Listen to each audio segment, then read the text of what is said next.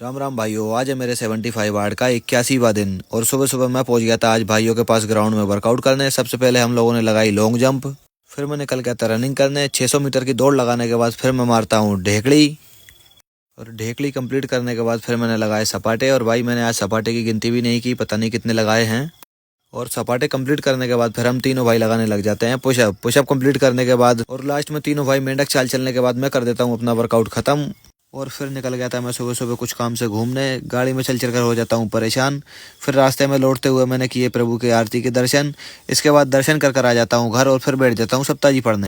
जो मनुष्य भगवान श्री हरि के भजन से विमुख रहता है, वह चाहे कितना भी धन संपत्ति इकट्ठी कर ले, परंतु अंत में उसे सब कुछ यहीं छोड़कर जाना पड़ता है। उसके तो केवल श्रम ही श्रम है और उसे नरकों में जाना पड़ता है। इसलिए मनुष्य को चाहिए कि हर दिन अपने काल को ध्यान में रखते हुए ईश्वर का चिंतन करे। और फिर मैं आ गया था अखाड़े में आकर लगाई मैंने झाड़ू लगाने के बाद फिर मैंने किया है हैवी वेट लिफ्ट।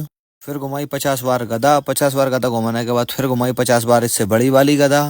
गदा घुमाने के बाद फिर लगाए मैंने 100 सपाटे कंप्लीट करने के बाद फिर लगाता हूँ 100 पुशअप कंप्लीट करने के बाद फिर 2 एक्सरसाइज करता हूँ अपने एब्स के लिए, क्योंकि भाई थोड़ा सा वजन मेरा बढ़ गया है, मुझे कम करना है। और सारे दिन घूमने फिरने के बाद ये रही मेरे वर्कआउट के बाद की बॉडी कंडीशन। घर आकर दूध पीकर लगता है मेरे दिन पर विराम। बोलो जय श्री राम।